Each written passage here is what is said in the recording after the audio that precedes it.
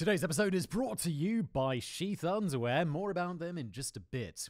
Prepare to be shocked by the incredible rise and fall of a once beloved Subway mascot. Jared Fogle, the man who captured America's heart with his inspiring weight loss story, was hiding a dark and disturbing secret. In a decade-long crime spree, he committed unspeakable acts of sexual abuse and blackmail against both children and adults. With his money and influence, Fogle manipulated and persuaded his victims to perform unthinkable acts for his own twisted pleasure. When news of his arrest broke, the public was stunned by the extent of his crimes. How could someone who had been traveling the country on a mission to help children overcome obesity be capable of such heinous acts? This is the shocking story of Jared Fogle, the Subway spokesman, who turned out to be a monster.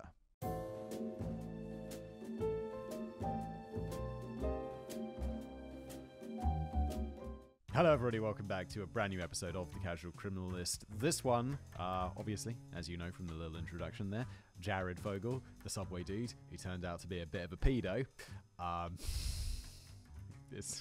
don't like the episodes. I guess the ones I struggle with most are obviously the ones where children get killed, because I have two young children. But also this stuff is a dark place to go. Thank you to Matthew, who wrote today's script. I'm sure suffered a bit for it. And Jen? I was just with other Jen. You. Who will edit it. Thank you, guys. If you're brand new to the show, what happens, the format here is I've never read this before. We're going to explore it together. I'm vaguely familiar with Jared Fogle, Subway Jared, the guy who got fat and then got thin from eating Subway, apparently, and then turned out to be a bit of a predator. So let's jump in, shall we? Yes, sir.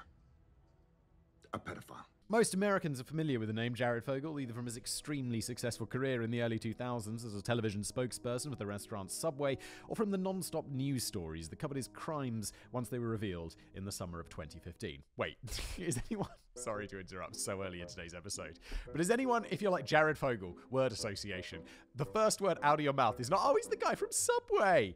It's like, it might be that, but very quickly followed up, who's now in prison. I think most people are very, very well aware of what Jared Fogle did. Gordo the Weirdo. Because this story happened so recently and I was able to remember much of the coverage that it received, I assumed that I would have no trouble recalling the details of his case and could write this script in a weekend.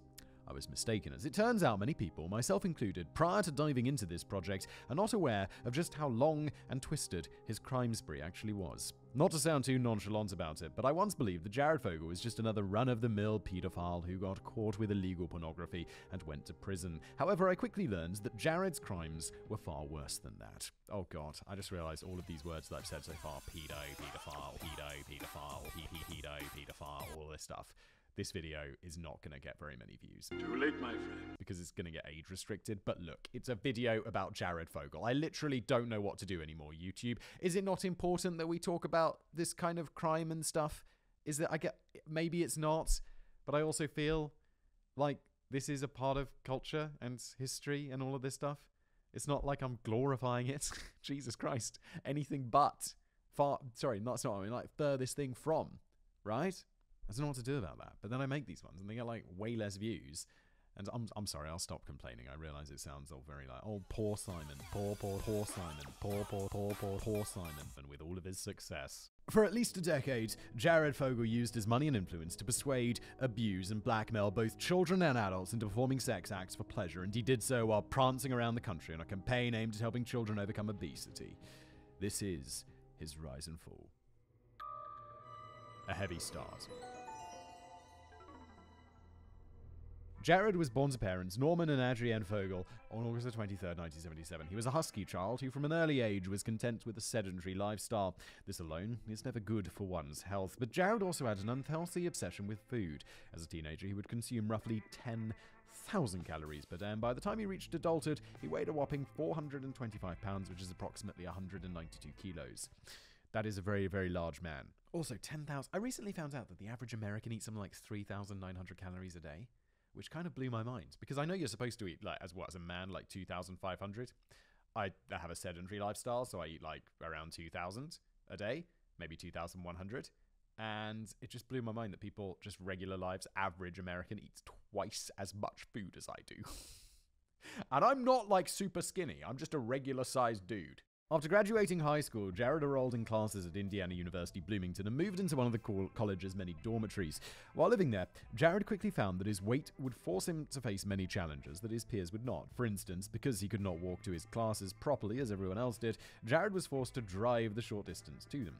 This also meant that he had to spend a significant amount of time searching for an open parking spot, one which could accommodate his size by providing ample room for him to open his door and climb out. I'm sorry, Aunt, at 425 pounds, you must be classified as disabled, surely. So you'll get the blue badge and you can park where in the disabled spots, right?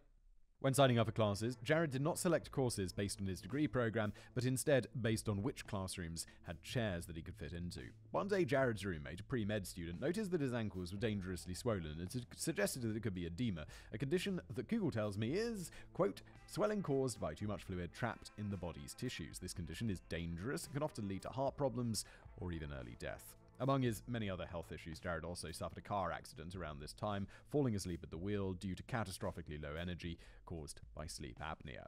All of this is to say that Jared was in a real mess. His father had encouraged him to lose weight for years. Every time he tried, though, he failed. Now he was being told that he might not live past 35, and the only way to save himself was to lose the excess weight, and lose it fast. But how was a man expected to lose so much weight so rapidly? Poor dejected Jared flung himself into bed and began sobbing hopelessly. He realized then and there that all was lost. However, it was at that exact moment, his lowest moment, that the green and yellow lights of the subway sign across the street switched on for the evening and cast a luminous glow across his watery face like rays from heaven. He opened his eyes, jumped to his feet, threw open the window, and took in the sweet aroma of Subway's always fresh ingredients. He then levitated like a cartoon character drawn to a freshly baked pie out of his window toward the sub shop that would single-handedly turn his miserable existence into one of purpose. Subway would save this man's life, and he would repay them by acting as their mascot and encourage others to follow in his godlike footsteps. At least that's how the marketing team at Subway tried to sell it to the public. Yeah, this did feel, he was floating like a cartoon towards a pie. But it's like the story starts by, it's like he's grossly overweight and he sees Subway and he's like, let's go to Subway. It doesn't sound like the beginning of a weight loss journey, does it? It sounds like a trip to Subway for not the healthy sub, but like a foot-long Mariana meatballs or whatever they are called. I'm not a big fan of Subway.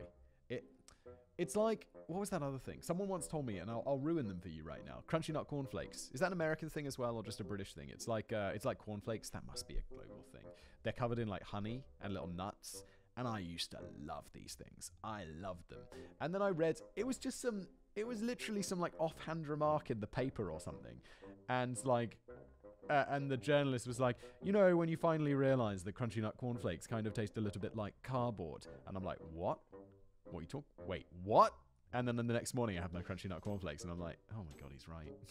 They kind of taste a bit like cardboard. Gotta taste better than a junkie. Well, I don't know. And I've never been able to enjoy them since because they taste a bit like cardboard. And once someone told me, like, doesn't Subway just taste a bit fake and everything tastes the same? No matter, like, you put onions, you put olives, you put whatever inside it, it always kind of tastes the same. Yeah. And so now I just get sandwiches from better shops because there are better sandwiches out there. In reality, Jared simply made the decision to eat less and, more importantly, begin working out. He replaced his 10,000-calorie diet with 2 Subway sandwiches, 1 small turkey at lunch, 1 large veggie at dinner, along with potato chips and diet soda. These items amounted to around 2,000 calories, which incidentally is just shy of the recommended caloric intake of an average adult male. For a man Jared's size, it's what the medical community would refer to as a starvation diet. There was no magic behind Jared's dramatic weight loss, and the fact that he was eating Subway sandwiches had little to do with it. Cutting his caloric intake by 80% overnight and progressing from a sedentary lifestyle to one of regular exercise was all it took. Jared could probably have just done as well if he'd been eating at McDonald's, so long as he was consuming the same number of calories. Yeah, but still, the fact that he could have Subway every day and tolerate it is quite amazing, and I think it does speak to something about Subway. I wouldn't discount this as a marketing strategy at all. I think it's rather brilliant. Either way, Jared's weight loss journey was famously successful. He lost 245 pounds in a single year and was finally able to start doing all of those things that his old body could not tolerate. Oh God, he's going to be doing horrible, horrible things. Is that what Matthew means, or is he just talking about chairs in lecture theatres? Oh God. The marketing campaign. In April 1999, Ryan Coleman, a writer for the student newspaper at IU Bloomington, featured Jared in a front-page article that detailed his weight loss journey. Because Americans are obsessed with easy weight loss solutions, the media picked up this story and ran with it. I have to say, there's nothing easy about this. He cut his diet by 80% and started exercising. Yeah, but he's a pervert, dude. That is going to be enormously challenging.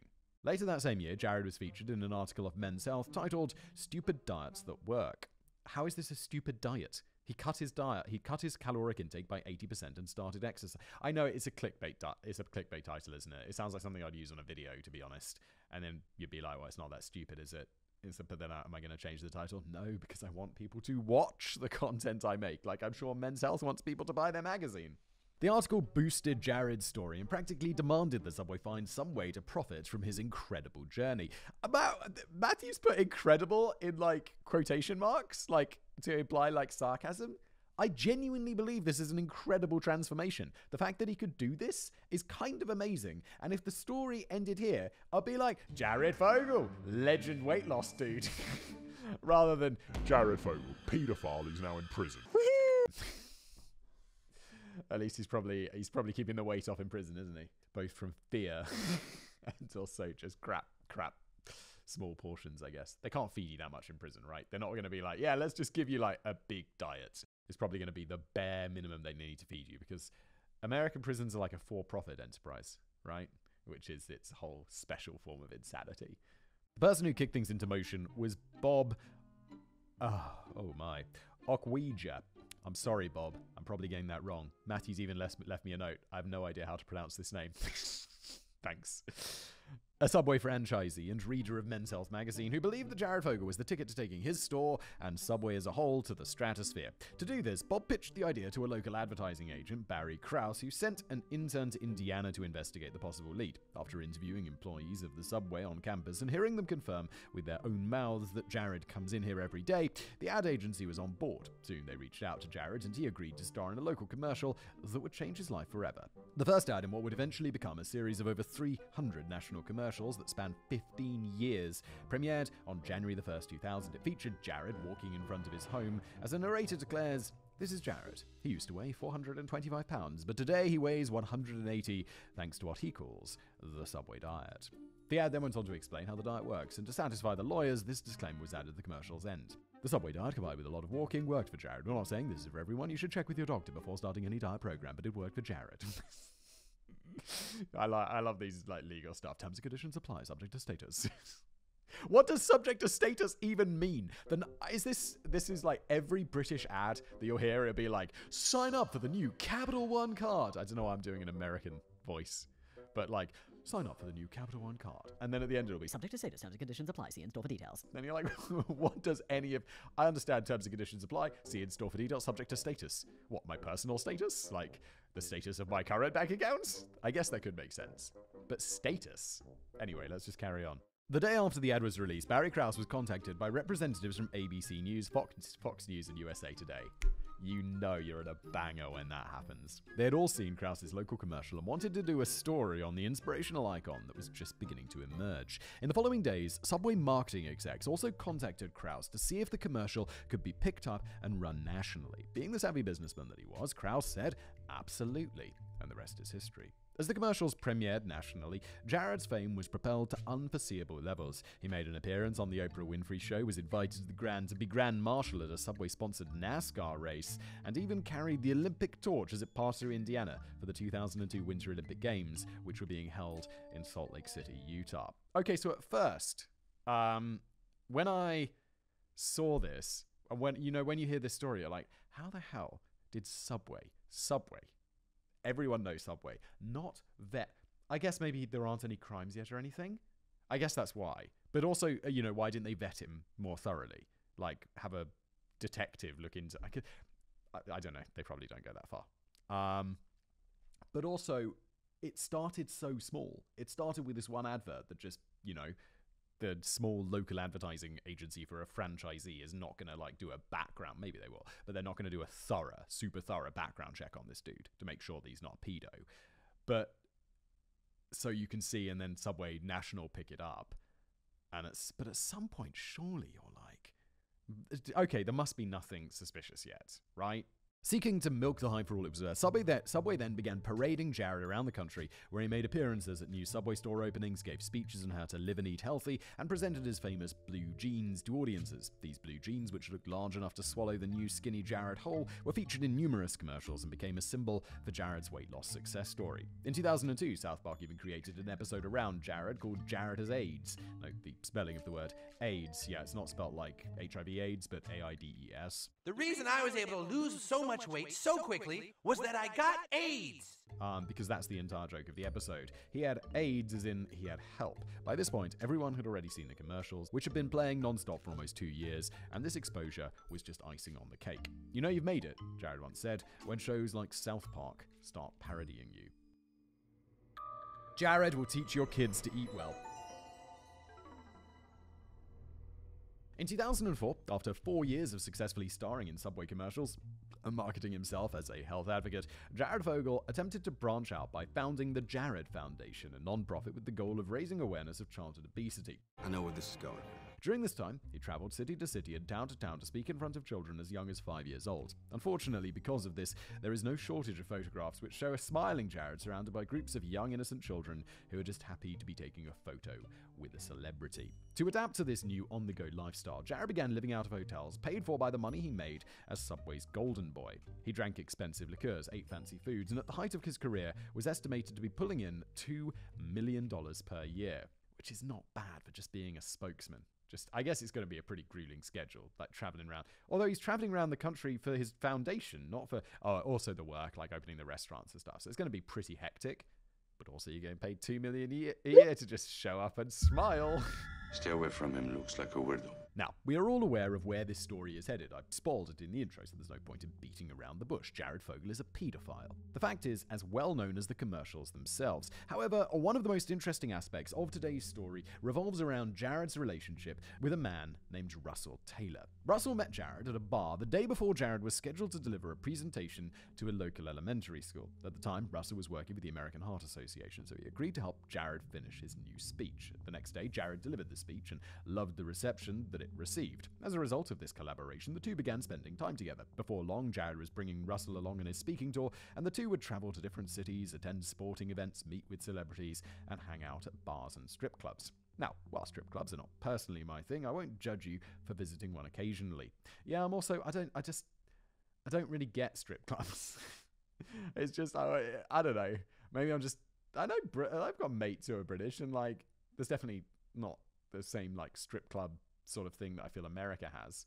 But I was just, this is a bit uncomfortable, isn't it? It's just not for me. Well, I'm glad of that. But Jared wasn't visiting strip clubs, he was practically living in them. If he wasn't delivering a speech, traveling cross-country, or playing the role of the wholesome everyman, an image that Subway had worked very hard to craft for him, Jared could be found snorting the finest nose candy that money could buy off the backside of a daytime stripper. Oh my, Jared.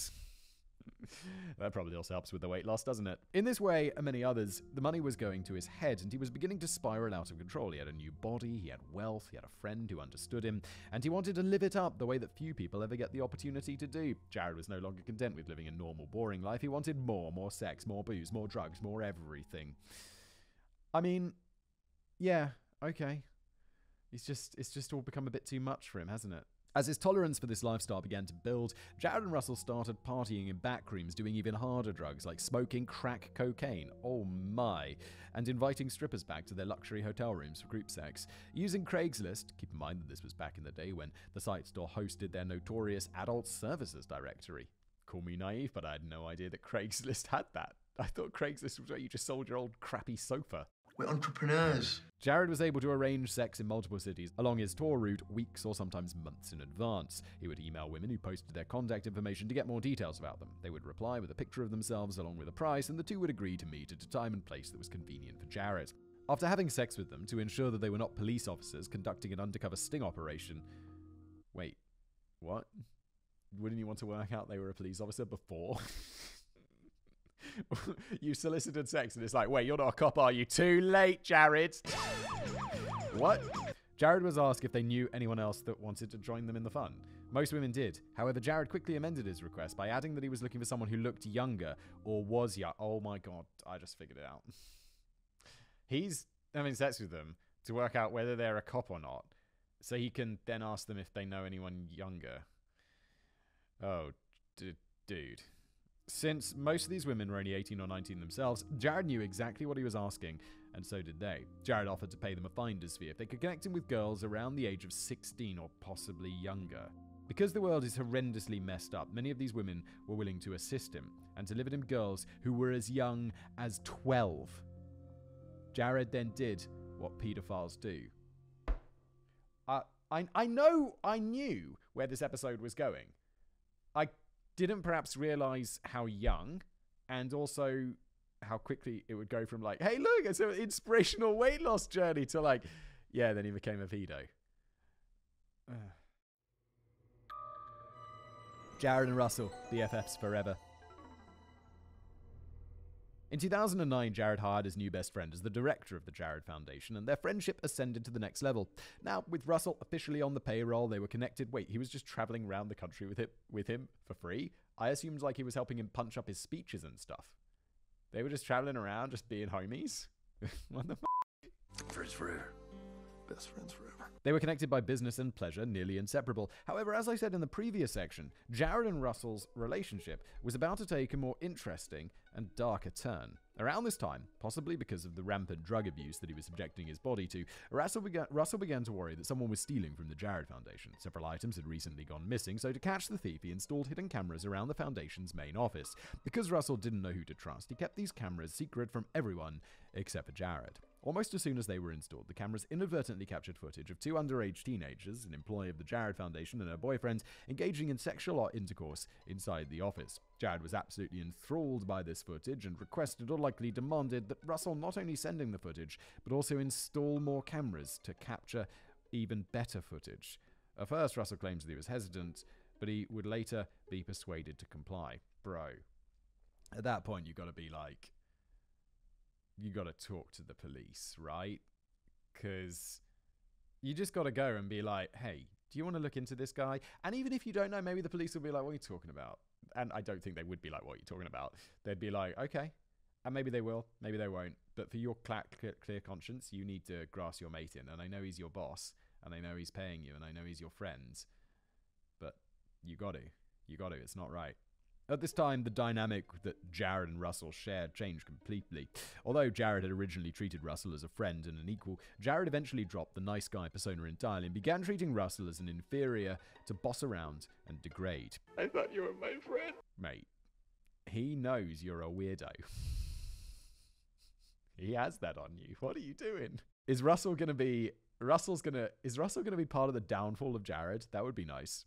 Nice redemption arc for Russell. As he would later testify in court, Russell claims that Jared was the driving force behind their later crimes, as he was the one pulling the strings by manipulating Russell. Jared used the items, job, and home that he had gifted to Russell. He gifted him a home. God damn, dude. As leverage to force him into complying with his demands. This is Taylor's version of events, so take it with a grain of salt. This account of their relationship was part of his legal defense after he was arrested in 2015. Dude, just because someone gave you a house doesn't mean they're manipulating you to the extent that you can set up cameras to watch underage employees having sex in the office. That is not okay. You're going to, I don't know if Russell's in prison, but Russell is, that sounds pretty crimey, Russell. After Jared made it clear that he would not take no for an answer, Russell placed additional hidden cameras within his own home with the intent to record children in various stages of undress. He placed these cameras in intimate areas such as bathrooms and bedrooms and lured his victims to his home with the promise of drugs, alcohol, and money. Once the cameras had captured something noteworthy, Russell edited the footage, loaded it onto a thumb drive, and gave it to Jared so that he could secretly watch it from the comfort of his own home, away from the prying eyes of his wife and children. What?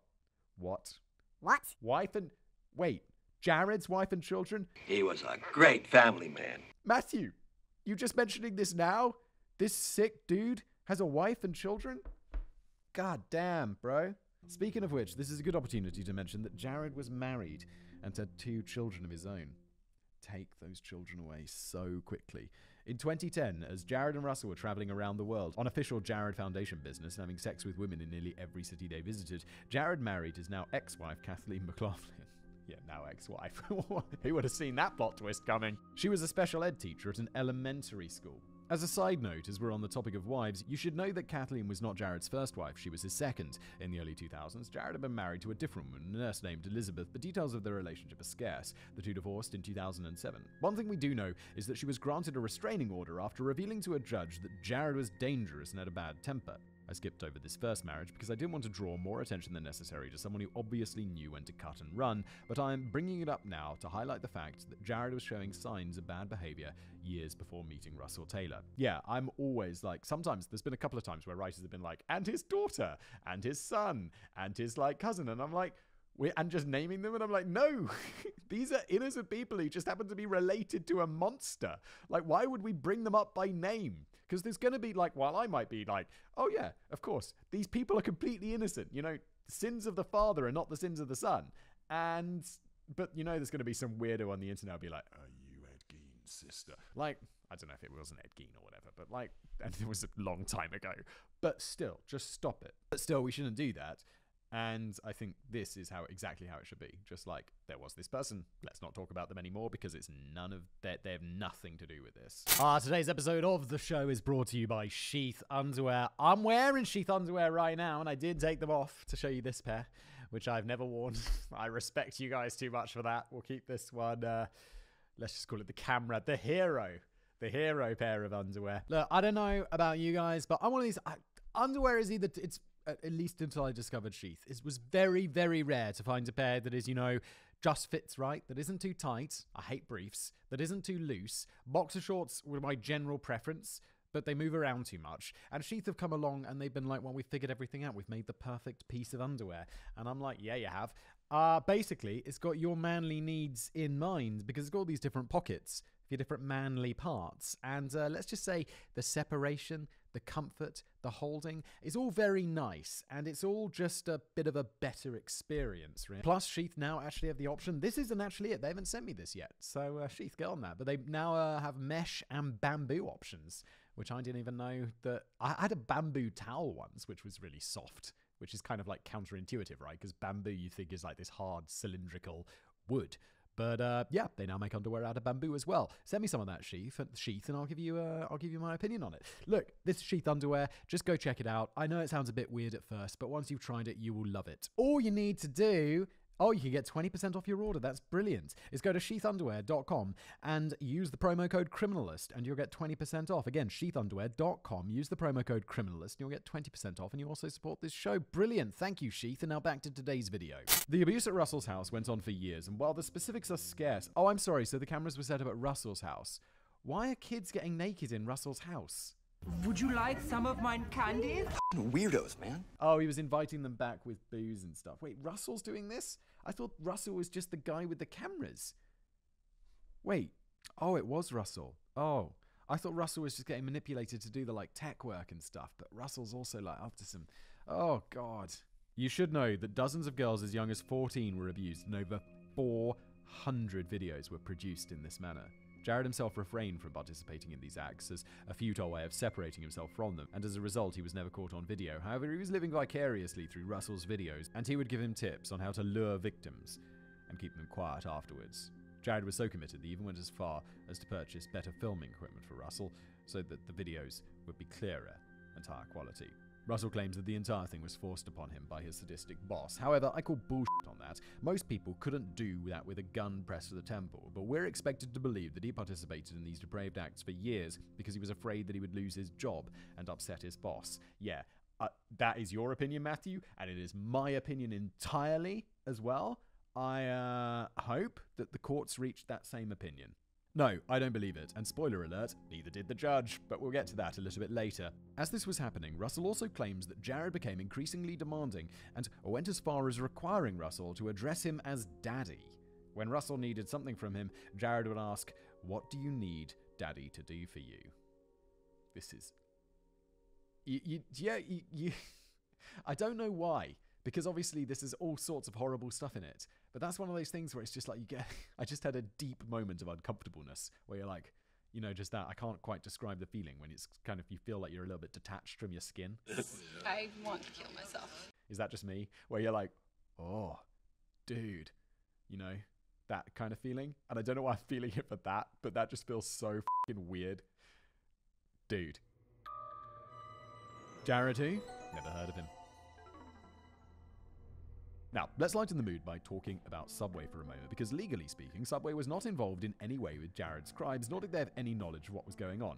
Yeah, I don't think they ever did. I think, like, when I think of Subway, I don't think of, like,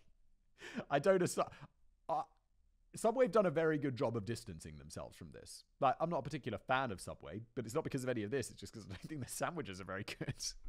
I say that because no charges were officially proven in US court. However, there are a certain number of, let's just call them unfortunate coincidences that really did not age well.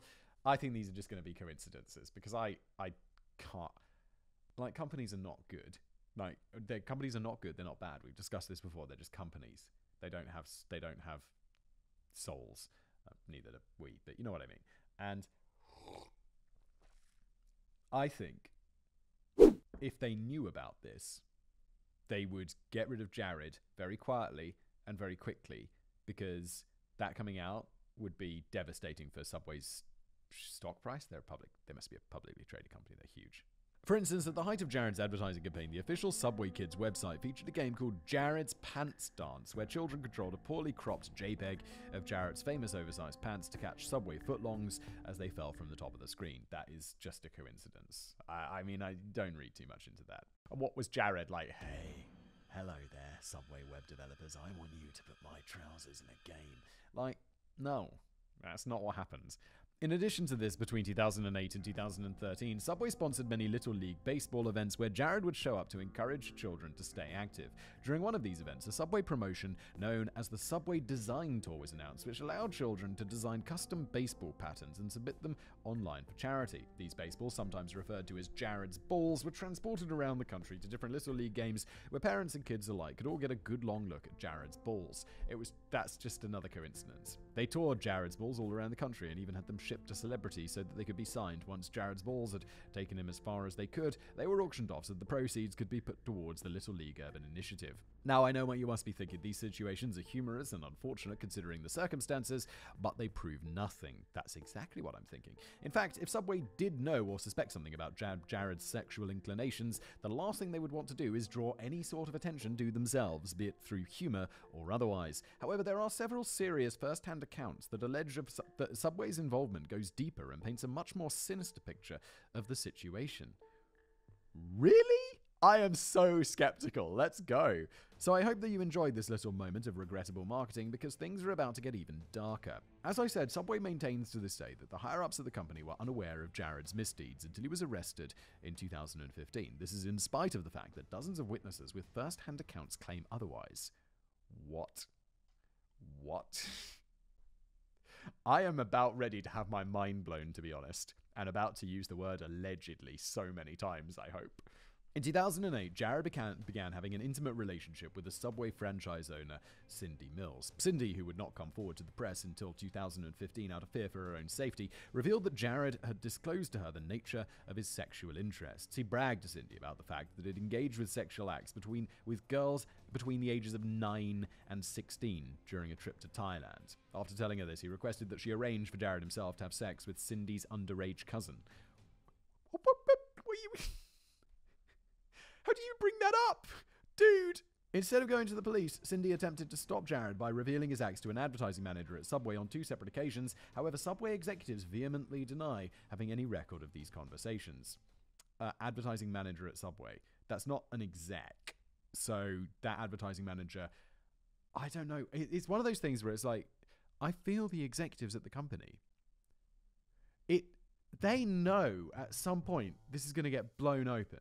Right? This isn't the sort of thing that is quiet. At some point, this is going to happen. At some point, the shit's going to hit the fan. Right? Surely. It's too high profile not to. And Jared's like brazen with his abuse. At some point, something's going to happen. It would make sense just to quietly get rid of him and report him to the police. They gotta, but then it does look bad. Oh God, I see why they're in trouble. Because if they report him to the police, it's going to look bad. But if they knew, you gotta do it. Like, surely a PR company, especially, like, it's the modern world, bro. Like, a PR company's gotta be like, look, it's really bad news, but you are the ones who have to go to the police and blow the whistle on this. And it's gonna look bad, but it's gonna look good that you blew the whistle. Oh my God. Okay, I'm coming around to how the conspiracy could be possible, because on the other hand, they'll be like, no, it'll never come out. Let's just continue paying this pedo $2 million a year. Woo! Okay. That same year, Cindy alleges that Jared bragged about having sex with a 16-year-old girl that he met on Craigslist. He offered to show Cindy text messages and photographs that he and the girl had exchanged, but Cindy turned down his offer. He's completely lost his mind. I don't understand. I don't understand. After this incident, she once again attempted to start a fire with Subway's marketing team, but they refused to take the complaint seriously. Cindy, why aren't you going to the police? Send. Cindy claims that the higher-ups at Subway were completely aware of his actions because they had assured her that Jared was being assigned a teacher who would get him back on the right track. Allegedly. Yeah, this is all what Cindy is saying. I'm not saying this. It's definitely not a statement of fact. This is just something that Cindy said. And given that Cindy didn't go to the police, I'm like, I don't know if I believe her. Cindy later said the reason she had chosen to speak with advertising execs instead of Subway's head of management team was that because her main goal, besides stopping Jared, was to have his photo removed from her store. How about your main goal be going to the police and getting him in trouble for having sex with a 9-year-old? Okay? Piece of shit. Both you, Jared, and you as well, Cindy, in my opinion. She said she couldn't stand to look at his face every day after learning what he liked to do to little children. No, you really wouldn't have to look at his face every day. Burn that shit in the street, go to the police, and then he goes to prison. Maybe gather a little bit of evidence first. Gather that evidence together. Record some of those conversations. That would be the right thing to do. At this point, Cindy was too afraid to go to the police, but she did contact a lawyer about filing a lawsuit against Subway for their involvement in covering up Jared's crimes. You are trying to, it sounds like you're just trying to extract money from this company instead of doing the right thing and talk to a lawyer, or if you're just quietly talk to the police. The police aren't going to be like, hey, Jared, your girlfriend just came in here and grassed you up, mate. They're not going to do that. They're going to be like, well, we'll work out how to protect you because they need you. Cindy, what is going on in your tiny brain? Send. Allegedly. My opinion that you have a tiny brain, not a statement of fact. Your brain's probably regular size, but in my opinion, it doesn't work properly. Her lawyer informed her that legally there was too much separation between Jared and Subway. This was because even though Jared was the public spokesperson for the company, he was not directly employed by them. Therefore, they had no basis to pursue legal action. How about the basis for that legal action be like criminal? How about you?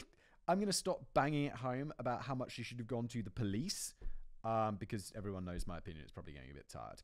It almost seems as if this legal layer of protection was intentional, sort of an insulation against future accusations and lawsuits. Yeah, fine, but it's also probably extremely standard. Like, I'm not employed by Squarespace. I just, talk about their products, which I think is smart. Although I'm not their spokesman or anything, to that level. But I talk about them a lot, and I'm paid to talk about them a lot. I think that's extremely standard. I don't think there's anything nefarious there.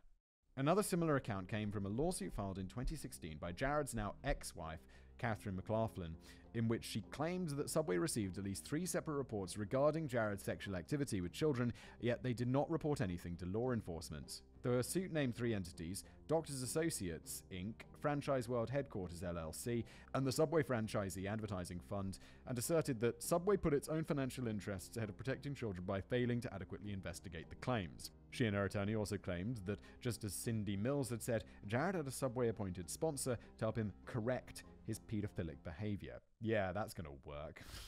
Sarcasm. What are these people where... Unless my knowledge of the law is just completely broken, why is she suing them? What's her loss? Suing is because you've suffered a financial loss, something like that, right? She's just saying Subway didn't report these things. That doesn't sound like a civil lawsuit. That sounds like something that whichever government entity regulates this shit, advertising standards or whoever. Not advertising standards, I don't know, whoever. There's going to be a government body, it'll be American anyway, a government body that investigates this sort of stuff, and then we'll slap them with a massive fine. Right? Isn't that what should be happening? She sued them for invasion of privacy, intentionally infliction of emotional distress, negligence, and several other things. Okay, so there's what she's suing for. I'm not sure how that's related to them ignoring these reports of his sexual behavior. I guess that, look, I don't know, I'm not big brain enough to figure this out, but I guess there's, like, a lawyer probably thought about it. Let's have a crack. I guess we're going to find out how these lawsuits do. The lawsuit could have shed some light on a very dark situation, but unfortunately was dismissed before being brought to trial due to lack of personal jurisdiction. This basically means that the court in which the lawsuit was filed felt that they had not got proper authority to try the case. This could have been because, strangely, Catherine chose to file her lawsuit in the state of Connecticut, despite the fact that neither she nor the defendants were located in the state. Okay, why? And then the court's like, this isn't our problem. Do it in the state, the other state. I'm sure there's a reason. I don't know what it is. Seeing as I'm not a lawyer and have no idea what I'm talking about, I contacted Liam, the casual criminalist basement lawyer, and we theorized that Catherine may have chosen Connecticut because its laws benefit the plaintiff in cases of negligence more so than in other US states. Oh, that makes sense. Like, people often do libel cases, or at least they used to, in the UK, because the UK is very pro-libel, like they will put gag orders on newspapers and all of this stuff a lot more easily than some other court systems. I'm not sure if that's the current case. It was back in the day. After this case was dismissed, she was free to refile in a court that did have proper jurisdiction, but I can find no record of other lawsuits. It's possible that Subway settled with Catherine out of court to prevent details of her civil suit from going public, but this is pure speculation on mine and Liam's part. Yeah, whenever you see a case that just disappears, settlements, in our opinion. She may also have realised that her case had little chance of succeeding and decided to throw in the towel before racking up loads of legal fees. Cindy Mills and Katie McLaughlin were just two accounts, but as I said, there are many more, most of which are from franchisees who worked with Jared at various promotional events. One interesting thing to note is that although Jared did continue making occasional commercials and appearances up until his arrest in 2015, Subway did begin scaling back its marketing campaign in 2007, around the same time that Cindy Mills allegedly brought her concerns to Subway's marketing team, and the year that Jared's first wife filed for divorce. That is the most compelling thing I've seen so far, because what was I saying? Like, if I was them, one option, like from a PR firm, would just be like, yo, start winding up your involvement with him ASAP. Just get it wound up, and hopefully nothing will be revealed for years, and everything will have calmed down. Like, Jared won't have been your spokesperson for like a long time, so they'll have forgotten about it. That is very compelling, isn't it? That's a very compelling point. Not my point, Matthew's point about the timing lining up. At this time, Subway replaced Jared with their almost equally famous $5 footlong promotion. They claim that this change was simply the result of Jared's story being played out after almost a decade, and it had nothing to do with his crimes. In the end, we may never know the extent to which Subway was involved or whether its corporate office was aware of the crimes, but the fact that so many people say they tried to inform someone and got stonewalled is, at the very least, shocking. How is it possible that so many people knew about Jared's involvement with minors, yet did nothing to stop him? With him repeatedly telling people about his attraction to children, why did it take over a decade to put an end to his crime spree? That is an excellent question, and one that we're going to answer now. The fall of an advertising icon. Now, you might think that the title of this section is Overkill. An icon? This seems a bit much. However, the word is not my own. There are several books that were written in the early 2000s that refer to Jared as such. They call his advertising campaign nothing short of genius. Yeah, I kind of agree with that. I think it's a very, very clever marketing campaign by Subway. And obviously it was pretty enormously successful, right? Before the sexual abuse allegations, Jared's story was seen as a shining example of how successful a simple ad campaign could be. You gotta separate these two things, because one is a business story about advertising success, and one is about the story of a sick pedo. So it was still enormously successful. The lesson here is not, the lesson here is just vet people. Like, just make sure that they're not weirdos. And also the fact that you sometimes are going to take that risk. Like, there's plenty of stories of, dude, we're just coming off like a few months ago. Kanye West, turns out that he loves Hitler. It's like, I love Hitler. And it's like, and now, I know so little about this sports stuff. It's Adidas? It is Adidas that he worked with, right? I hope I don't get that wrong. But whoever it was dropped him. And it's like, yeah, because it's not a good look. This happens all the time. Granted, not often to the level of Jared Fogle. But still, when you are promoting something and you're using someone to promote it, you are running that risk. That's just part of the risk. There were countless articles written about him that have since been scrubbed from the internet, and many advertising teachers even used his story in their classrooms. I don't think that is invalid. None of that's invalid, just because it turns out that personally he's a weirdo. The fact that he was so well known, not just by the public, but by advertisers themselves, meant that Jared could have had a long and lucrative career as a spokesperson. But unfortunately for him and his victims, Jared liked to diddle kids, and the entire world was about to find out. In 2015, the public fall of Jared Fogle came suddenly, but behind the scenes, things had been in motion for 7 years. Investigators had received tips from both named and unnamed sources and had been working to gather as much evidence as possible to ensure that Jared and his co-conspirators could not use their money or influence to escape justice either legally or illegally. Legally through the court system, illegally by fleeing the country. The first official record of Jared's crimes was filed in 2007 by a radio host from Sarasota, Florida named Rochelle Herman Walrond. She filed the report shortly after Jared disclosed to her that he was attracted to middle school age girls. The two of them had been having an affair, and this concerned her greatly. Excellent! You're doing all of the things that Cindy should have done, Rochelle. Good on you. However, instead of taking her concerns seriously, the Sarasota police brushed her off by saying that it was not a crime to be attracted to children and that there was nothing they could do for her. Bravo! Bravo! Police, sure, thought crimes are not a thing, but obviously it's very indicative of actual crimes, isn't it? How about you look into that? How about you do your job? Rochelle was not satisfied by this answer. Excellent, Rochelle, let's go. So she started gathering evidence on her own. She began having frequent recorded conversations with Jared. He told me that he thought that middle school girls were so hot. You are literally doing all of the things that I said Cindy should have been doing. You legend. Over the telephone, where she pretended to be interested in the same things that he was. She did this to coax a confession from him. Her personal investigation did not take long, as Jared seemed more than willing to tell her of all his fantasies and past exploits in other countries. He naively trusted her and dropped his guard entirely, believing that she was a pedophile as well, who wished to learn from him and eventually join in. You make me sick! Yo. Why are you up? It's like, don't speak about your crimes. I don't know what the rule is here, but you're breaking it. Once Rochelle had recorded the proof, she contacted the FBI. Because she had already developed a natural rapport with Jared, the FBI was eager to recruit her as an informant so that she could continue having recorded conversations to gain more information. As an informant, Rochelle spent the next 4 years having 4 years? How long do you need, FBI? We don't have enough evidence. Oh, shut up, will you? Gather the evidence more quickly and get him in prison. 4 years is a long time. That's a lot of children that could be abused, FBI. In which she would continuously probe for more information, as the FBI had instructed her to do. In one of these recordings, one of which I will not be quoting from directly because the things said are beyond vile. Good, I have no desire to read any of that. Jared goes into detail about how he selects his targets and wins them over. He also explains his process for grooming the girls he meets while touring the country, and brags that middle schoolers from broken homes are the most susceptible victims. I don't even need to read that.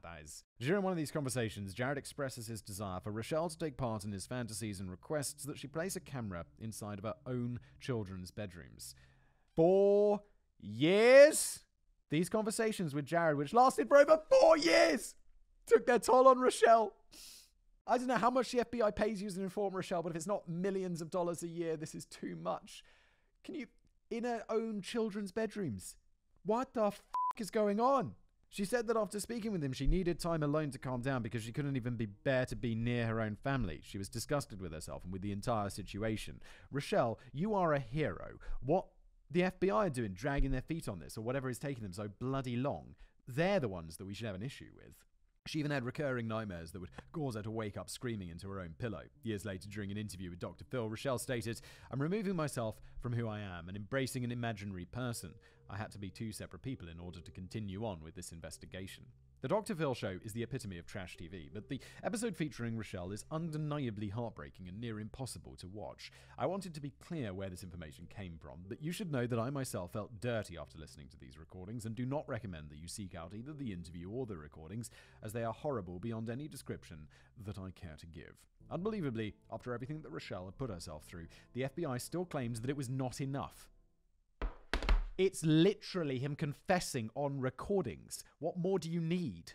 They said that verbally admitting to crimes on tape was not concrete enough and that they had to have real tangible proof before arresting him. Rochelle was unable to obtain this, and the investigation fizzled out as a result.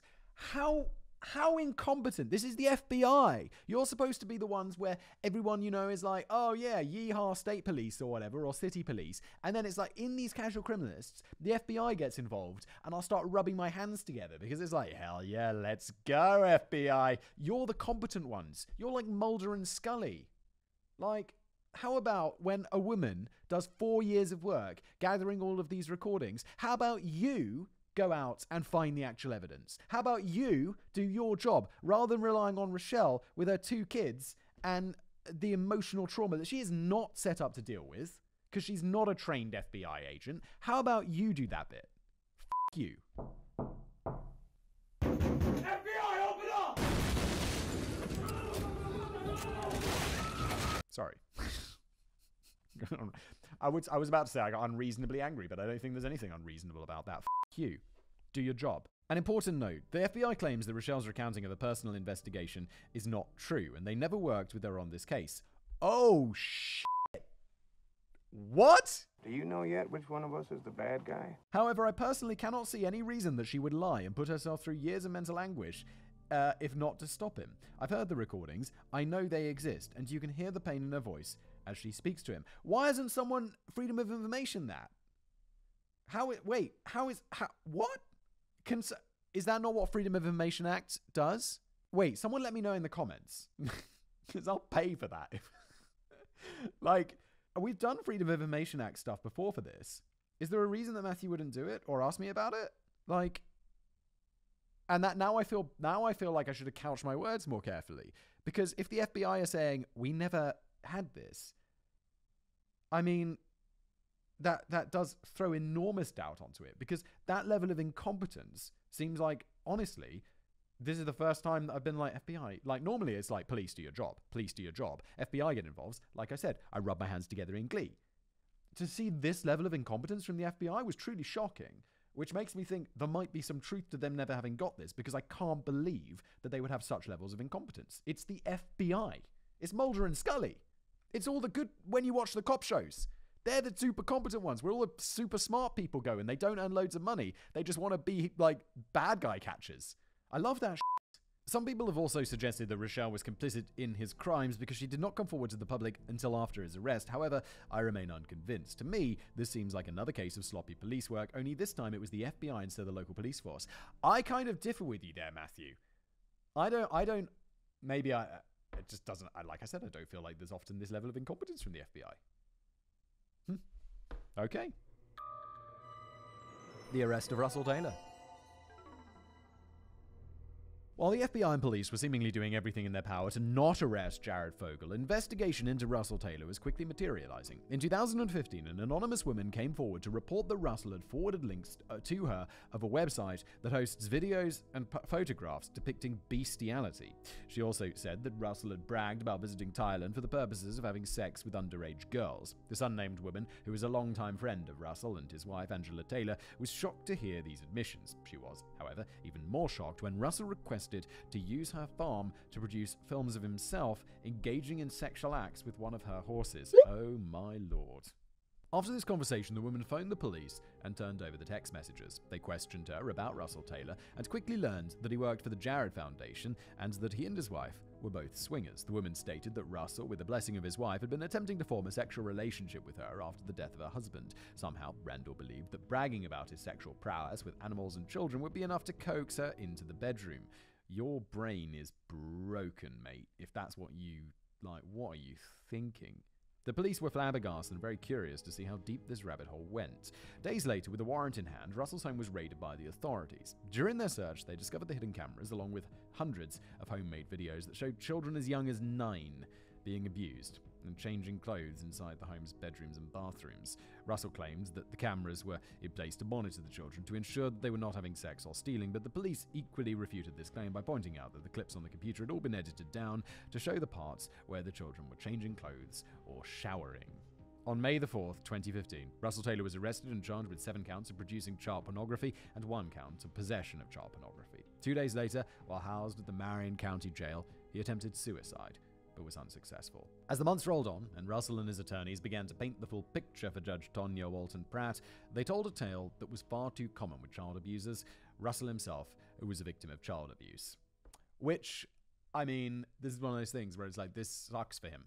This is awful. And it always comes back to what I say, like, don't f**k up your kids. But also, there's plenty of people who were abused as kids and don't become abusers. So it's not an excuse.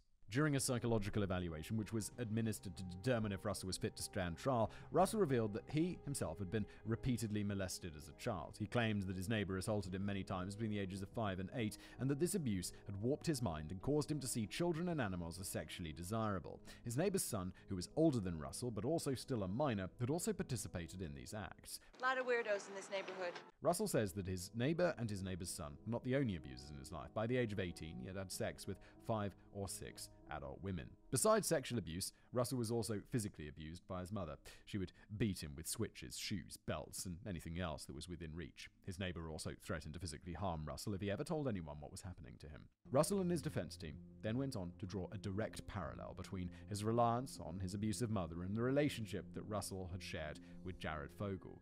What are you looking for here? These are just like excuses. They're not legal outs. It's like, yeah, I was abused, so I abused. What do you want? You're still going to prison. Are we trying to get we must be going for a lighter sentence, right? But, bro, it's not an excuse. I mean, it's an excuse, but it's not like, it's not enough. It's not close to enough. He and his court-appointed psychologist both believed that Russell was susceptible to being exploited by Jared because their abusive relationship was the only type of relationship that he had ever experienced as a child. He didn't know how to deal with anything else and was mentally unable to deny Jared's requests. I'm sorry, but great, okay, fine, don't care. Whether or not you believe this version of events is up to you, but court documents also reveal that Russell visited a social worker in 2012 and 2014 for significant problems with being assertive in a healthy manner with his boss. These meetings both occurred prior to the investigation and, if nothing else, seemed to corroborate that he was having trouble standing up to Jared, which is fine when your boss asks you to do something that you don't want to do that isn't fucking weird. But then there's a line. There's a line. This certainly doesn't excuse his actions in any way, but it does add a little more clarity to the supremely complex relationship that these two men shared. In the end, this revelation was not enough to win favor from Judge Tanya Walton Pratt, who ultimately sentenced Russell to 27 years in prison after Russell pled guilty to 12 counts of sexual exploitation of a minor and 1 count of distribution of child pornography. Excellent. 27 years is a long-ass time in prison where he belongs. In 2012, during the height of the COVID-19 pandemic, Judge Pratt vacated her previous ruling, stating that Russell's defense lawyer had failed to challenge the 3 charges that were not supported by the legal facts of the case. What does that mean? Failed to challenge 3 charges that were not supported by legal facts of the case. Okay, I don't get that. However, this did not mean that he was free to leave prison. Instead of June 2021, Taylor pled guilty to 24 counts of production of child pornography, and the sentence remained the same at 27 years. Okay, so just something legal went wrong and he's still in prison for a really long time. Cool. Russell's wife, Angela Taylor, who now goes by the name Angela Baldwin, was also convicted in October 2021 of 2 counts of production of child sexual abuse material, 1 count of conspiracy to produce child sexual material, and 1 count of possession of child sexual abuse material. These charges were based on the fact that Angela could be seen in several videos participating in the abuse and had watched as Russell installed the hidden cameras in the intimate areas of their home. She was sentenced to 33 years in prison for her role in the crime. She got more. I thought there was going to be some sentence that was way too light. And no, she got 33 years. Good! Upon release, Russell Taylor and Angela Baldwin will be required to register as sex offenders and be supervised for life by the US Probation Office. What remains of their life after 3 decades in prison? F you. The two divorced in 2017. The arrest of Jared Fogle. On August 19th, 2015, 2 months after the arrest of Russell Taylor, police raided Jared Fogle's estate. The raid was conducted after the Indiana State Police Cybercrimes Department received a tip that Russell Taylor had been forwarding illegal images to Jared through text messages. Inside his home, investigators discovered a cell phone, a laptop, a thumb drive, all of which were used to store images and videos of children as young as 6 years old. Why do you do this, Matthew? You start, it's like, yeah, young as 12, and you're like, that's sick. And then you're like, 9, bruh, 6. That's it. That's all I got to say. In total, over 400 illegal images and videos were collected. Some have been purchased online through black market sellers, but most have been produced inside Russell Taylor's own home. Many were of children that Jared knew personally. Later that day, outside his home, news cameras captured Jared as he was led to and placed inside of a police car. At that time, he was charged with possession of child pornography. However, those charges would quickly be raised in the coming weeks as more details and witnesses came forward.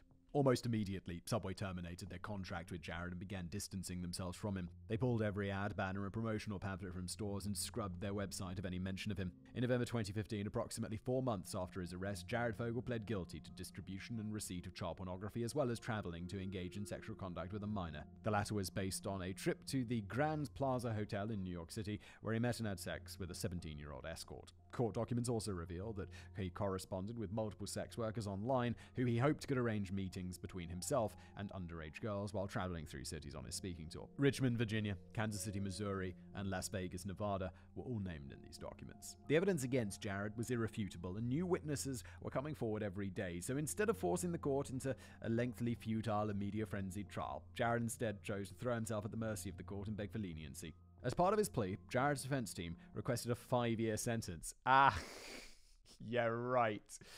While the prosecution sought 12 years. That seems low, doesn't it? I mean, Russell and his wife got 30 years together, on average, 30 years each, 27 and 33. That feels low, because he was the one kind of orchestrating all of this shit. However, unimpressed by the prosecution's lack of enthusiasm. Oh, here we go! What? I just love it when the prosecution's like, wasn't this with Theranos? Didn't she get more than the prosecution even asked for? Because they're like, nah, you did worse. I'm so persuaded by the prosecution that I'm going to give them their cake and eat it too.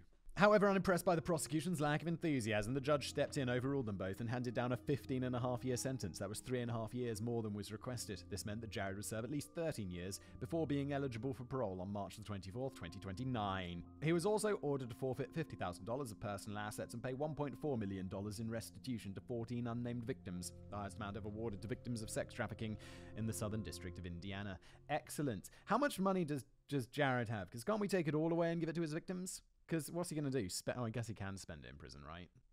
Prison's probably a bit easier if you've got, money. Because you can take your money into prison to buy, noodles and shit, right? Not, buy phone calls. I don't know. Life behind bars. Because Jared had refused most of the interviews offered to him by the press, very little is known about his time behind bars, although despite his silence, there are several first-hand accounts from other people within the prison system. Yeah, I shanked Jared today.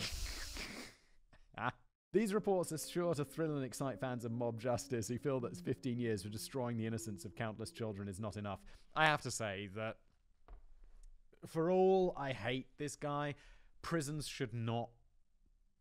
I'm not for, mob justice and having this guy, shanked in the showers for all the horrible monster that he is. I am for court-appointed justice, generally. And, yeah, even though, it would be sweet. Hey, don't drop the soap! These accounts claim that Jared has had a rough time behind bars. He's been harassed and ridiculed, made the butt of countless jokes, and had the shit kicked out of him by pedo hunters, which are a group of prisoners who target convicted child molesters, aka the anti-heroes.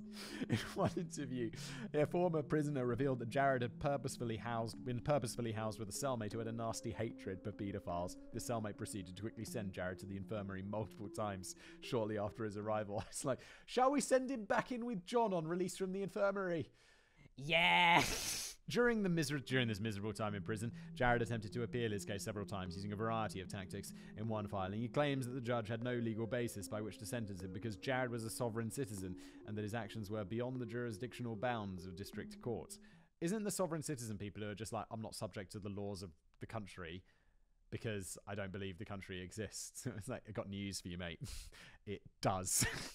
The appeal was denied based on the legally upheld fact that Jared is a dumbass and sovereign citizens are not a legally recognized thing. Matthew says cue to a tangent about sovereign citizenship here. I have to say I don't know enough about it. It's vaguely heard about it being people who are like, yeah, no, I don't, I want to start my own. Isn't this I feel like, and isn't it linked with the people who live in the woods, the survivalists, who just want to go live in cabins in Montana and send bombs? That's, what's his name? Ted Kaczynski. The Unabomber. Now, as nice as all of this is, there is some less than stellar news. Another former inmate says that Jared has now been transferred to a minimum security facility where roughly 75% of the inmates are incarcerated for sex crimes against children. It also seems that he has carried his motivational shtick through prison and uses it to win friends and who can protect him. He says that in this new prison, Jared is looked to as a pseudo-celebrity and often gives advice to new inmates about surviving and thriving behind bars. In my opinion, based on what I've read, he's being treated far too well.